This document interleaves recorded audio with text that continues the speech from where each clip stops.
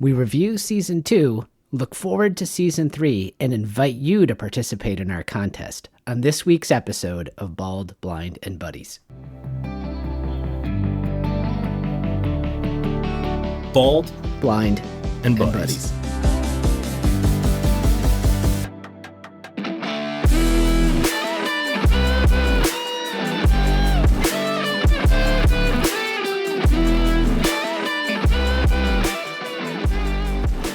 Timmy C, how the hell are you? It's a Tuesday, which I've got three things to talk about why we're recording on a Tuesday, but how are you, buddy? I'm good. Yeah, nice, busy work day.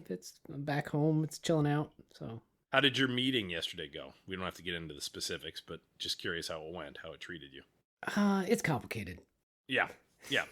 As we get older and you're in these business relationships and such, I think that's probably the best way to describe things, right? Complicated. Well, and I also think doctors are not inherently good business people. Because if they were, they'd be business people, right? You could make the argument, and the universities continually do this, where they hire an academic, a PhD, as the president of the university, and I get it because of the image they want to portray. Mm-hmm. But I think that ship, number one, has sailed a long time ago with, as we've talked about before, sports, or what do you call it? University associated minor league, yeah. Camel. Yeah, so I don't think academics, PhDs and such, necessarily make the best business people and so forth. And by the way, do you know what PhD stands for? And you're the only one on here who has their PhD. I didn't finish it. Pilot, higher, and deeper? That's correct. Yep. The only difference between bachelor, master's, and doctorate, the size of the shovel. Yep. So, but we're recording on a Tuesday, and today is May 19th, and it was unseasonably warm here on the East Coast. Are you getting a heat wave at all? It was 97, 98 here today. It was hot this weekend. Now it's cooling off. It's funny because my parents live in Columbus, and I can literally call them, and I know what I'm going to experience 24 to 36 hours later. Yeah, like the exact same weather patterns. Mm-hmm. But the reason I'm bringing that up is it can't stay this hot typically without, obviously, rain coming because of the humidity in the air and so forth. And I don't know if you can hear it in the background. You have unbelievable audio equipment. You may be able to, but I hope the audience can't pick up on it. We are getting just bombarded with rain right now. It just started cool. 10 minutes ago. I was like that. It's nice, yeah. And then secondarily, today is election day. It was primary day here in Pennsylvania. Did you have this when you were growing up? I didn't, but it seems that they have it here with regularity in Pennsylvania, which is the kids are off of school because most of the schools are used as, voting stations and so forth. Bill Bradley, the former senator from New Jersey, lived at the top of the hill where my high school was, and he used to just come into our high school and vote. I didn't think anything of it at the time, but now I actually kind of think how cool that was. Well, so the deal is it's the safety conscious school environment. You can't bring unscreened adults into a school anymore. No, seriously. Like that's why. Get out, really? No, yeah. Or are you just being a jerk? No, I have not seen it, but I believe that's the case. Oh man, just everything has to be like my safety. daughter's, and I'm Safety okay at all with costs, this. Like John. when it's okay, and again, that's part of the reason that I think that COVID is as bad as it was when kids should have been in school, and I think you and I agree on that. And I said that at the time. It wasn't like I'm Johnny come lately, but the blowback would have been unbearable for politicians had one kid gone back to school and died, and one could have nothing to do with the other, which I'm sure is the case. But that being said, kids should have been in school, and we're going to see the net effect of them being out of school for years, decades to come, so to speak. Yep. And then the third thing. So the first thing is the rain. The second thing is it's election day. My kids were home. I didn't know this until last night. And then the third thing is we are recording on a Tuesday because we just couldn't make it work, and it was largely my fault on Sunday. But I'm reminded of the television show Friends, and Phoebe walks in and said, hey guys, do you want to see the videotape of my new, single? And, she had cut a video for MTV or what have you. And they said, sure. And she said, well, geez, I hope you like it. But if you don't, who cares? None of you ever made a video. And that's kind of how I feel about this is our podcast. It's our podcast. Yeah. If we have to push it 2 days, Yeah. Yeah. So that makes sense. So what's new with you, pal? Why don't you fill us in? I've been hogging the airway there for a second. Yeah, no, just a simple week. Got a choir concert tomorrow. Pretty chill. Son's home from college. Paul is. Is it really? Yeah. Does he have a nice voice? It's okay. Yeah. The choir teacher is awesome. He always is kind of this like old school hippie sort of style where it's like they have at least one song about love, and how it brings us together, and it's really sweet. Oh, very cool. Yeah. Very cool. Yeah, I don't have a singing voice. I've never tried. I've never believed myself to. So Yeah. yeah, that's They cool always that ask me people to can sing solo. I could see you having a good voice. You probably do. I would imagine you do. The joke is they ask me to sing so low that nobody hears me. I like that. Yeah. Do you think, by the way, just from your perception, the fact that you can't see would make you more comfortable? Meaning you don't have the sense, because people's number one fear is public speaking, getting in front of people. Yeah. Do you think that you have an advantage? You know, Because you can't see how people are reacting. yeah, I've wondered about that because I was just reading about that in a book, and the idea of having eyes on you is sort of like having predators potentially spying you, and I don't have that, so I don't know. I mean, I still get nervous in front of a crowd, so Yeah, of course. But I mean, I just think that's human nature, but that's curious to me. yeah, it's a good question. So, hey, real quick, what was last week's trivia? And then let's do this week's trivia, and then you kind of are going to set the table because we are almost 2 years in, right? That's unbelievable. We're wrapping up season 2. All right, the trivia question was, the Dukes of Hazzard, a show in the early 80s, quite popular, had a hero car. Let's say the name of the car, the make and model, and how many were consumed in the production of the Enterprise. So, well, I can answer the first part, which is, of course, the General Lee. Mm-hmm. Yeah, and where this has gotten blowback. And, we can get into this on another day, but, I'm okay with the Washington Redskins having to get rid of Redskins. But, the Cleveland Indians, the Native Americans wanted them to keep the name. Mm-hmm. I'm okay with them getting rid of the General Lee. We don't celebrate the defeated Nazis, giving, the Hitler. The Goebbels. Yeah, he doesn't have his own car. People who want to memorialize, and this is one of the things, and we don't have to get into this. This is a topic for another day, but President Trump did kind of a wraparound. I didn't realize this, that they had passed Congressman Bacon from Nebraska, who was retiring after 10 years. He spearheaded a piece of legislation that basically, he was a military guy, that said, look, we can't have any more military bases named after Confederates, right? Mm-hmm. So Fort Bragg and some of these other famous ones. Well, Trump comes in and immediately rescinds that, but they had a wraparound. So it's Fort Bragg, but it's named after a soldier named Bragg as opposed to the Confederate soldier. When you're splitting hairs and you're trying to keep Confederate soldiers who lost, I mean, we don't we don't give participation trophies to the Japanese. I find it to be silly that we still have that stuff. But the General Lee, what I'm getting at is I'm cool with the General Lee sort of being changed. But I don't remember. I think it's a GMC, if I'm not mistaken. And I know there was something like 10 or 12 of them per episode that they went through. Am I close? Maybe. So it's a 69 Dodge Charger. Okay. And there were, by estimates, there's 2 estimates out there, 321 or 329, either, used or destroyed in the series. And how many years was the series? 6 or 7 years? Probably? I think it was 6 years, yeah. Right, and you figure, 20, 25 episodes? Yeah. So it's probably at least 2 or 3 an episode, right? Yeah. If I'm just doing the simple math on the back of the envelope. And I think they used, stock footage of the same jump quite a bit. But yeah, so they wound up burning through a lot of these cars, so... Now, that was my childhood. I mean, when I was a kid, the Dukes of Hazzard on Friday night, did you get into it as much as I did? Totally. So my dad had an orange Mustang, and so we made the 01 number on, signs and hooked it on the door and would climb in the windows. He'd let us climb in the windows, and it was great. Huh. Yeah, I love the Dukes of Hazzard. But again, I'm okay with them getting rid of the name General Lee. Yeah. 2 things can be true at the same time. Yeah. So...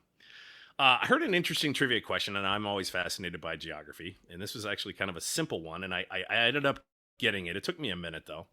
There are 4 state capitals in the United States that have the word city in them. Do you know the 4 state capitals? Ooh, I think I'll do it next week. So, yeah. Okay. I think I can do it. I got 3 of them right away. I couldn't remember the 4th, and then all of a sudden I was like, oh my God, that's so obvious. Yeah. Well, Timmy, tell us what we're doing today. Yeah. So this week we're going to kind of reflect on, themes that we've seen in, say, the last year of the podcast, maybe from our guests, maybe favorite guests, etc. And then we'll sort of flow it into a little bit of a free form. What do we want to do next year? I have some ideas. We'll throw it out to the listeners. Then we have a contest we want to loop you guys into. And then we'll hit our whack jobs and heroes as we always do. All right. We've had a chance to meet with some very interesting people and talk about some big ideas. And one of the things I sort of noticed was this big tech intersected with a lot of our topics, as well as the big tech interacting with government. So we talked about totalitarian China. We talked about cameras observing I like how people. you throw out totalitarian China. It can't just be China. No. Chicoms. Chicoms. You just insulted 1.2 billion people. They can't get through the Great Firewall, John. We're safe. All right. Go ahead. The perpetual surveillance in New Orleans. You remember that with the cameras, the Ring doorbell controversy, and then later, the social media and stuff, the lawsuits, and how certain government regulations have kind of protected big tech in some ways.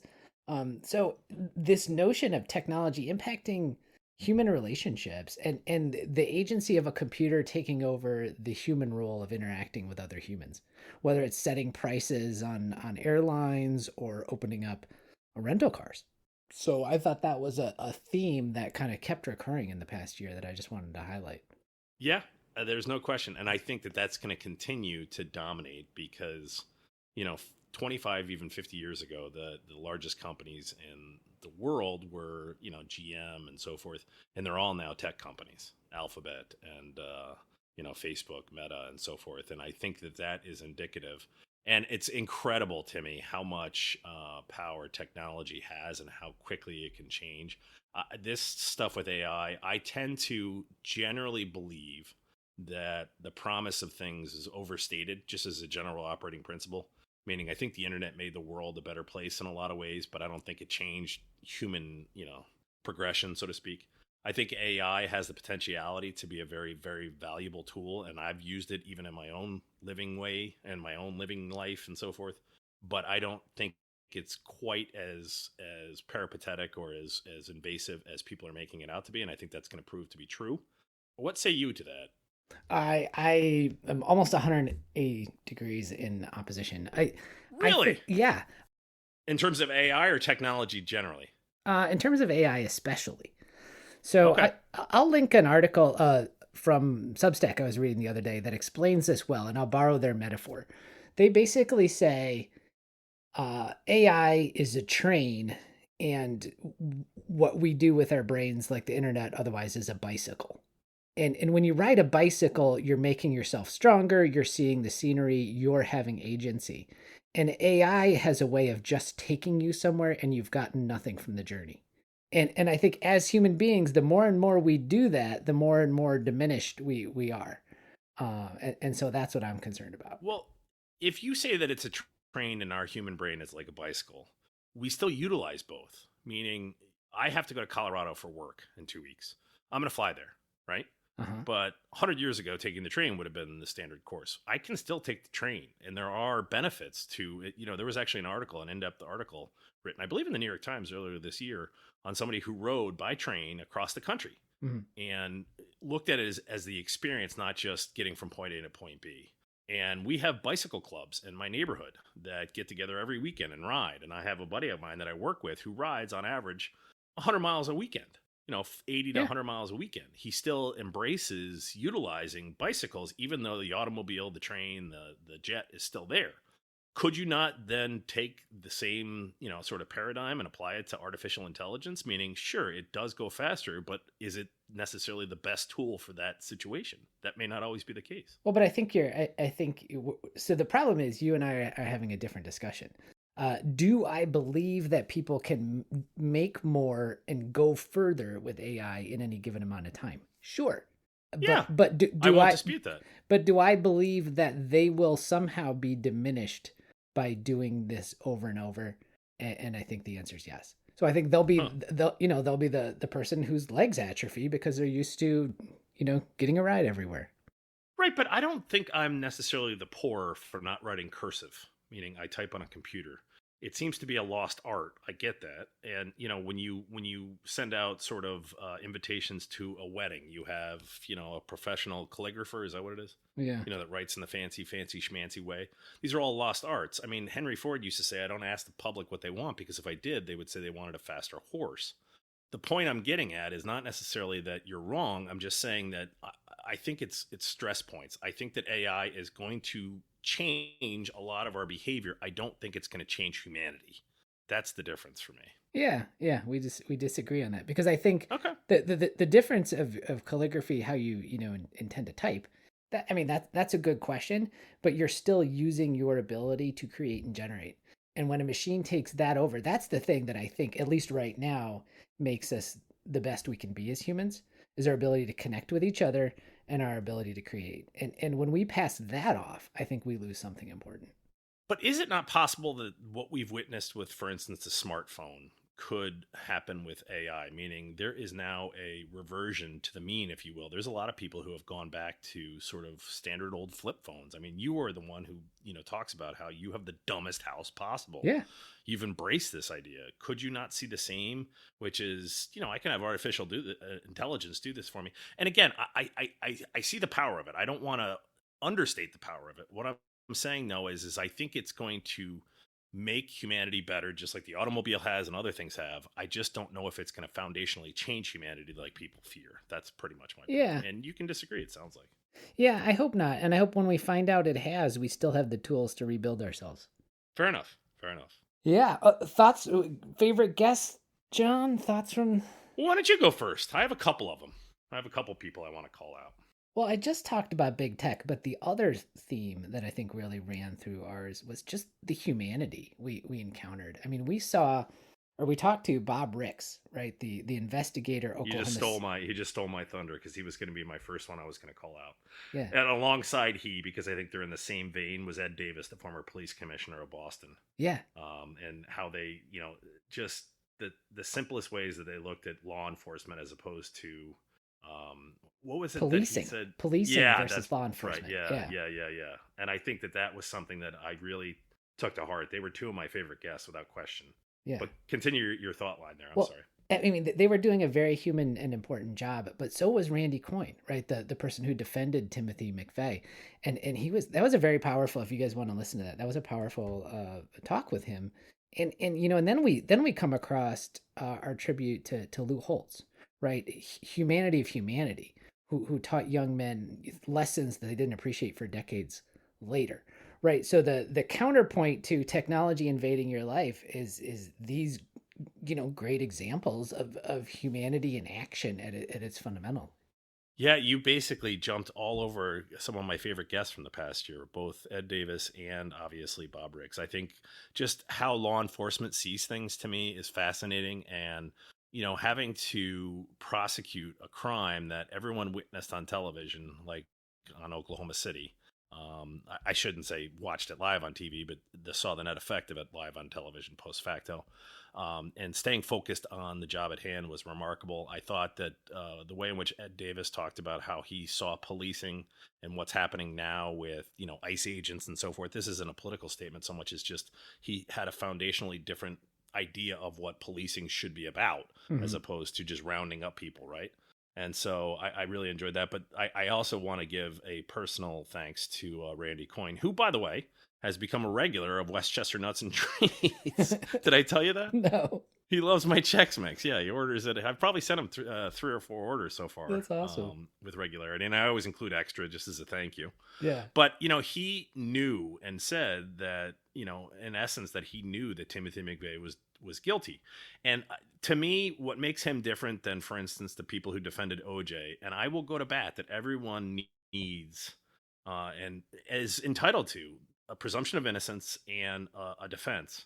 Where I differentiate with what Randy Coyne did and what I was disappointed with some of the people who took OJ's case is Randy Coyne took on the case for one basic reason, which is he said Timothy McVeigh is a human being and he was against the death penalty. Yeah. If you remember, Tim. And, whether you agree with that or not, it was something that drove his interest.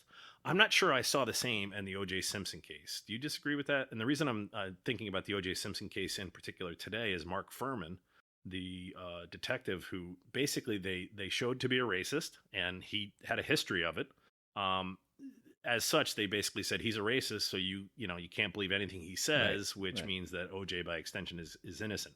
They never tried to prove there was another candidate or another guilty party, as it were. They just wanted to show that it could have been someone other than OJ Simpson. And I suppose to an extent, I get it. I would have a difficulty being on O.J. Simpson's defense team, whereas the way in which Randy Coyne did it for me just was foundationally different. I don't know. Yeah, I think so too. And I felt it seemed like, especially personally, I think he paid a price for sticking up for his convictions. I think, I think he had trouble. Was it at his university? And Yeah. And he became an alcoholic, he said, and lost his marriage. But yeah, if you remember the amazing thing that he said, do you remember this? He said, I would do it all over again if I had another chance. yeah, yeah. Yeah. Yeah. So that was, that was pretty tremendous. Like just the chance, like this podcast, right? All dozen and dozens of you, we've had a chance to meet with some really neat people, and we hope you guys appreciate that. If you have ideas who we should talk to, let us know. We got a lot of people that talked about the inner workings of politics too, and news media writ large. Rob Rosen recently, and some others that had worked, and kind of exposed sort of the duplicity of some of the parties and things that they thought were important, and then realized, geez, I got to take a step back. So I think regardless of what side you're on, liberal, conservative, Democrat, Republican, there's some disappointing aspects and some heartening aspects, I suppose, to today's current incarnation of politics, is there not? Yeah. I mean, we had people that had sort of like, revelations or helped us bust some myths, right? We had Schlesinger, with the serial killer is super smart, and she kind of disavowed us of that. Or Lisa Ekman, how she talked about, how she sort of got out of some of the traditional Democrat mindset, and Rob Rosen about, what goes on in the newsrooms. What is omitted, the crime of omission. Yeah. In a lot of ways is as powerful as what is ultimately determined to be. Yeah. I like generally as a rule, and you had said something that kind of struck off camera, if you will, that your mom said, geez, John would like Lisa Ekman back on, because, she and I didn't necessarily see the same politically, but I like people who challenge thought, whether I agree with it or not, right? And she was able to substantiate an argument. It wasn't as though she was just saying, I'm going to vote this way because you voted that way. There was a depth to what she was doing, and as a consequence of that, I respect that. That's part of the reason that I like reading people like George Will and others that challenge sort of the way in which I see things. I can pull things from them that I agree with, but still maintain my belief system. Yeah, no, that makes sense. So thinking of those things, what do you have thoughts for our next season, John? What should we, do you want to tease anybody? What should we? Well, I've got a couple people that I have on sort of my bucket list. One of which is George Will from the Washington Post. I've been trying in perpetuity to get him on. I was actually published as one of the writers' submissions for George Will's 50th anniversary celebration, which was this past year. I don't say that to toot my own horn, just to illustrate how much I actually enjoy his writing. I don't necessarily agree with it. I have some issues to pick with certain ones. I won't call them out, so to speak. But that being said, he's on my list of people. So if any of the 8 or 9 people listening have it in with George Will of the Washington Post, please send it my way. But to that end, we're going to have a couple of notable journalists coming up. One from the National Review, the classic, conservative sort of stalwart newspaper. And then further, we're going to have one of my absolute favorites, who's up there with George Will, Bret Stephens, formerly of the Jerusalem Post, an interesting fellow who was born in Mexico. He's Jewish, lived overseas, now lives in New York, and he's consistently on with Real Time with Bill Maher. He was on this past about 2 weeks ago, I want to say. He's agreed to come on after graduation season and so forth, and he seems nothing if not a wonderful man, doesn't he, Tim? Just from the brief conversations we've had via email with him. Yeah. So how about you? You got anybody you want to tease coming up? I've got a young lawyer who's involved in the Innocence Project.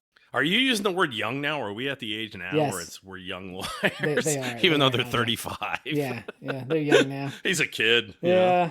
Oh, man, have we reached that age? We have.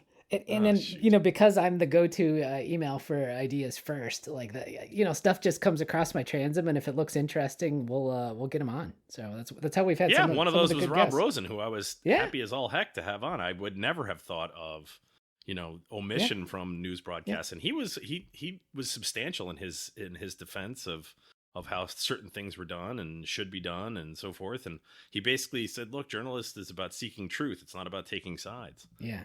So he reached out to us. Any others that have struck your fancy, or anybody? I know you want Lady Gaga. I want Lady That's your Gaga. sort of If white anybody whale, can right? get us on with Lady Gaga, just let us know. We'll any hour of the night. We'll call her at 3 a.m, whatever. Just let us know.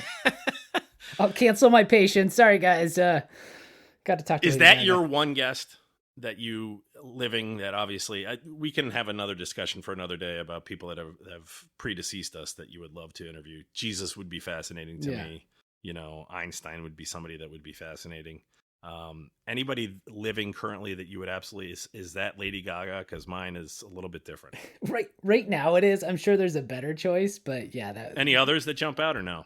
And why so much? I've asked you this before, but remind the listeners why Lady Gaga in particular.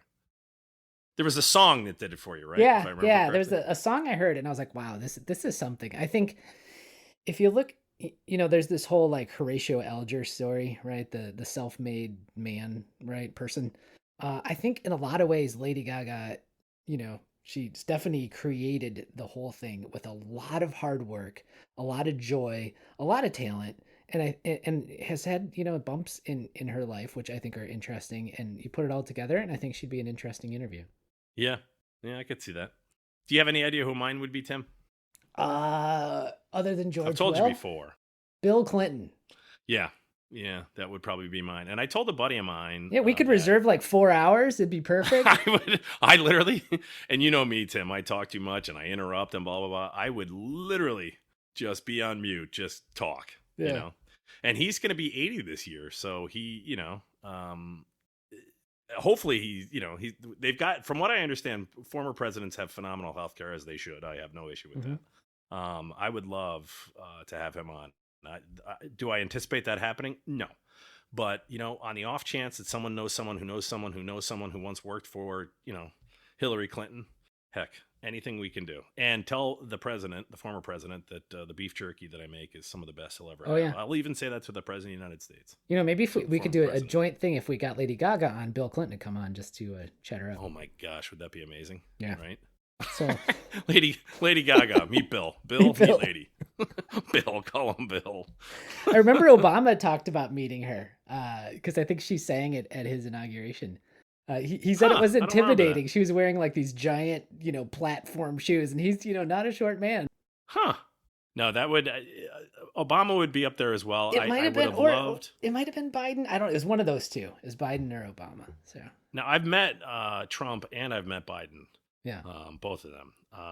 And I would be honored if the current occupant of the White House, as much as I disagree with him, were to grace us with his presence. I would be nothing if not hospitable. That being said, however, my choice, and it's ironic too, because one of my friends who is a liberal said, Jesus, liberal as you are with daughters, how could you have Bill Clinton on? And I thought, he's got a point. There's a point to that. There is, but he's still the president of the United States, former president of the United States. And I just find him to be a fascinating story, just his personal story and so forth. And plus, I just think one of the things that I'm always reminded of, they used to say, the frustrating thing for Republicans was how easily Bill Clinton could get himself into trouble and how remarkably easily he could get himself out at their expense. It's just, he had a tremendous way. And the one that I'm always reminded of is after he was acquitted in the impeachment trial. Daryl Hammond. I was living overseas at this point, and Daryl Hammond played Bill Clinton. He played him exceptionally well, and he walks up to the camera and he looks and he says, am bulletproof, and walks away. And that, to me, is just sort of the summation of William Jefferson Clinton himself. So he would be a fascinating interview. Yeah. Yeah. So a couple other ideas just to throw out to our listeners. I thought if we do a multi-part things where maybe we have a guest and then we discuss the topic, or we discuss the topic beforehand to prep for the guest. Give me an example. Like, qualified immunity. We sort of did this. We talked a little bit about qualified immunity, and then we had Professor Joanna Schwartz on to talk about it. We could sort of do something like that. Oh, I see what you're doing. Do the pre-interview, and then in the lead up to the sort of... We could sort of, so everybody's... Have a topic upon which someone is an expert our first week, and then invite on an expert to say, hey, you idiots. Or we reflect on it after, or we, give background. I like it. So that, that's an option. Otherwise, I thought about some more overarching themes. Like, I'm getting some stuff coming across, and, I think with this big tech question and other things, people acting locally, we always say think globally, act locally. So we may sort of lean towards people who are doing stuff in their own communities. I thought that might be kind of cool. Yeah, I agree with that. And we to your credit, I will go to bat for you on this one. You always sort of call out your hero of the week as somebody doing just that.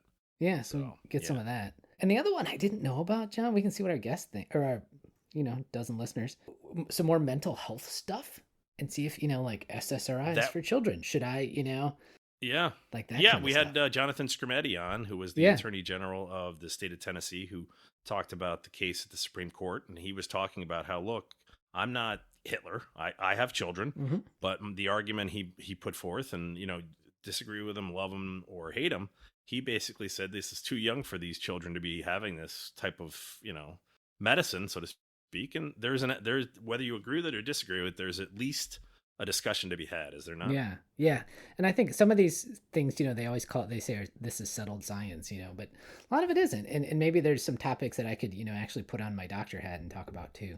So I'd be interested in that. Yeah. Because you're the expert in that field. Yeah. Those are other ideas, John, you have for the next season? I tend to enjoy interviewing people, but the wonderful thing about the modern era we live in is we've never run out of ideas. It takes us, you and I, for those of you who don't know, literally, we will decide on a topic sometimes an hour before. Right. And, because you and I are kind of cut from the same cloth, different sides of the same cloth, in that we read up a lot about stuff and are constantly thinking about sort of big challenges and ideas. Not to say, geez, we're great. I'm just saying that that's kind of how our brains tend to work. Yeah. And it's not difficult for us to hold a conversation, particularly me. So right. I could talk to a brick and it would probably talk back, So. Yeah. Yeah. No, but I'm always open. Always open. And I really would celebrate sort of listener recommendations. Yeah, absolutely. You know what I mean? Send it in. Yeah. Or if you're a listener, I think there's some folks floating out there. If you're a listener and want to, join us, like, hey, totally, you're welcome aboard. You got a story? We'll roll with it. Yeah, right to repair. I mean, that was a perfect example. I had no idea about this. Yeah. That, they're building these things that are predicated upon you have to use our solution set. Otherwise, you can't do it yourself. Yeah. That's just nuts. Yeah, it totally is. Yeah. No, cool. I'm open to ideas. So I think the best thing I can do is encourage listeners. Send me, some interest.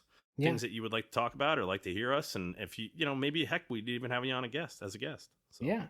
So thinking of other listener participation, we are holding a contest for a theme song for season 3. So I've been using, paying licensing rights, using stock theme songs, but I thought maybe we could tap into our listener pool for a theme song. Now, it doesn't have to be anything super sophisticated. Like I was just goofing around on my keyboard. And weren't you using AI for this? I did, but I'm not gonna do it. So I have. Go ahead. No, please. So I have some examples. So I was goofing around on my keyboard. This took like 5 minutes. I just threw together a simple theme, just as an example, you guys. Here you go. No, kind of mystical.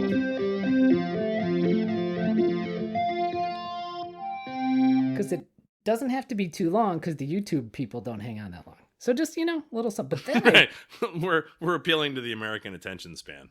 You got 8 seconds. Yeah. I realized when I did that, I was doing a very bad imitation of a more famous song. You ready for this? This is going to get us kicked off of YouTube. You ready?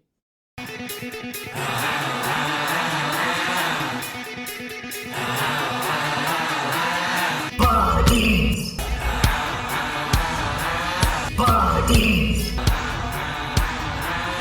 So you may know that AC/DC song. Yeah, I love it. So that's another theme song idea. I like it. So, John, do you want to tell them what the contestant might earn? The winner of you the tell song? them. No, I don't. No, you tell them. No. Okay. So if you want your credit on the thing, certainly we'll do that. And you could get an item from our partner, Westchester Nuts and Treats. Whatever you'd like. Whatever you'd like. Yeah, whatever you'd like. So you get 7 or 8 things that I have on my some website. jerky, some nuts, some Chex Mix out of the deal, and you get your themes. And like, if you don't want credit, that's fine too. You can be Alan Smithy or whatever it is the directors use, and yeah. So send it in, guys. I know we have some listeners who are musicians, so absolutely, yeah, absolutely. Do you have a favorite, by the way? From you can't have everything because of Peter's allergy, but you like those spicy peanuts, right? If you had a choice, what would be your choice? The I really almonds? I like the almonds. Yeah, Yeah. my brother is the same way, and it's funny too because it's about a 3-to-1 ratio. People like the cashews or the pecans at about a 3-to-1 clip versus the almonds. But if you like the almonds, that's what you want, Yeah. and they have a smoky sort of flavor to them because they're smoked, obviously, and they go quite well with your favorite bourbon, a glass of red wine, and so forth. So, Yeah. yeah. I have a whack job. Okay, you go first. Okay. So this was in the paper, about a week ago. Did you hear about this young boy who wrote to Virginia Fox, the I think senator from Virginia? No, I did not. So he wrote and proposed that the U.S. provide a $5,000 tax credit for the purchase of every new electric vehicle. She wrote back, said, I appreciate you taking. He's a 10-year-old boy. I wrote this. I appreciate you taking the time. I like listening to my constituents. Blah blah blah, and then went on to explain how it was a bad idea, and that to provide a $5,000 tax credit, you basically have to take that money from other hardworking Americans who probably Aren't we doing that anyway? I mean, isn't that what the Iran war is? But go ahead. Yeah, and who don't have the money to buy a new car themselves, and said, here's some references, and then at the end said, I can't say for sure, but I have a feeling, your teachers are not teaching you well, and you're, ask them about propaganda. So that is what it is. And then the mother basically posts this post that says how it was humiliating to her child and disrespectful and blah, blah, blah. Right. And how dare he, his letter was not political. How dare the politician write back with a political answer? And I think this is an example, the mother's behavior. First of all, if somebody humiliates my child, I'm not going to put it on Instagram. Right. That's just right. It should stop right there. Yeah. Right? And number two, I think you're wrong. And here's why. Here's some references is not disrespectful. That's the nature of dialogue. And so this mother, you can say maybe that last sentence, I don't know about your teachers, is not the kindest, but the senator, and we'll put it on the website, the links. The senator did not go off on the child at all and just offered an alternative. And that is what we're about and should be about. And this mother is my whack job of the week. Okay. Yeah. I just think that not everything has to be shared. And I think that that's sort of example number one, right? Yeah. That, just certain things. Yeah. And you don't have to validate this child. It's like, hey, listen, you're playing in the big leagues. You wrote to a senator, they're going to tell you why, that's not the case. Right. And that's okay. Right. Yeah. Like, I think there's a better lesson for this child that's like, well, you swung and you missed, or, they're not agreeing with you. Or maybe the kid could go back and say, you know what, when we subsidize the price of something, research. It just goes up. Yeah. Yeah. So I think the mother, and I don't need to put her name because I don't mean to humiliate her, but she's my whack job. Okay. Well, one of our upcoming guests is Bret Stephens, as I mentioned, who writes for the New York Times. And one of the things that I really enjoy about he has a conservative sensibility and can explain to his readership, largely liberals, why certain things are as they are. For instance, the New York Times had Tom Cotton, a senator from Arkansas, write an op-ed, and Bret Stephens defended him. Look, he's a United States senator and so forth. And that's one of the things I've always respected. And he's also been a very, very big defender of Israel. And my hero this week, in line with that, is Bill Maher of Real Time with Bill Maher. He gave a 5 to 6 minute full-throated defense of Israel on this past week's episode. I have stepped away from the news. Somebody sent it to me and said, you got to watch this, blah, blah, blah. Because, there is a false equivalence, I think, and oftentimes Israel is the being of it, that their behavior is just as bad as everybody else's. It's like I always say about the United States. I am not one of these people who will tell you that the United States is innocent or it doesn't have a sordid history that we need to answer for, whether it be slavery or denial of women's rights to vote. But the point being is the United States is constantly improving. And I think Israel is a true democratic partner in the Middle East. That's not to say that I necessarily love Benjamin Netanyahu. I don't like some of their government and so forth. But the same thing is true of my country. And what Bill Maher essentially did is give this 5 to 6 minute full throated defense, basically saying, look, if you think Israel's responsible for genocide, why don't you go see what genocide really is? Or if you think women's rights and Israel are being violated, why don't you go across the river to certain Middle Eastern countries and see what violation of women's rights really is? And I was impressed by how eloquent it was, how intelligent it was. And I think it's something that needs to be done with some regularity, particularly since October 7th of 2024, where I think there's a false equivalence, or 2023, I believe it is now. I think there's a false equivalence that's associated with Israel's behavior with some other more sordid neighbors around the neighborhood. So my hero this week is Bill Maher for his full-throated defense of Israel. In a broader sense, I love Bill Maher because I think he, speaks about values which sometimes align with either side, but he's able to articulate them, and isn't bowing down to any particular ideology other than his best sense of what is right and makes sense. And I think Fair. that's even more Fair. reason to consider him a hero, And one of the things he does that I really enjoy too is he mixes in humor. Yeah. Just to kind of keep it light and things of that nature. And I really appreciate that. So I think you do that better than I do on this show, but that is one of the things I think we strive for here as well. But his defense of Israel, if you have not seen it, I think it should be taught at the universities around the world right now. In terms of, hey, Israel has its warts, but believe me, they're one of the good ones. Yeah. So. It's really interesting. You just mentioned the history of slavery. I was just doing the math. Do you realize the U.S. has been a non-slave nation for twice as long as it was ever a slave nation as a country, the United States? Is that right? Yeah, I just did the math. So, well, I'll tell you, I not that this is even equivalent, but I am much longer without hair than I am with, Timmy. So there you go. Just so you know. Timmy, it's good to reconnect. And sorry, folks, that we had to record on a Tuesday. But like Phoebe said, hey, it's our podcast. Yeah, so, yeah. So this is John Boland signing off, wishing everyone a great week. Enjoy Memorial Day. And we will have a recording in anticipation of Memorial Day. And I'm looking forward to starting season 3 with you, Timmy. It's been a wonderful ride, and I couldn't think of a better partner to do it with. And this is John Boland signing off, saying, hey, misbehave, drive fast, take chances. And this is Tim saying, thank you, John, for joining us on this journey. And thank you, you dozen listeners. And I'd like to say, if everybody likes what you're doing, you're probably not doing anything worthwhile. Let's take care out there.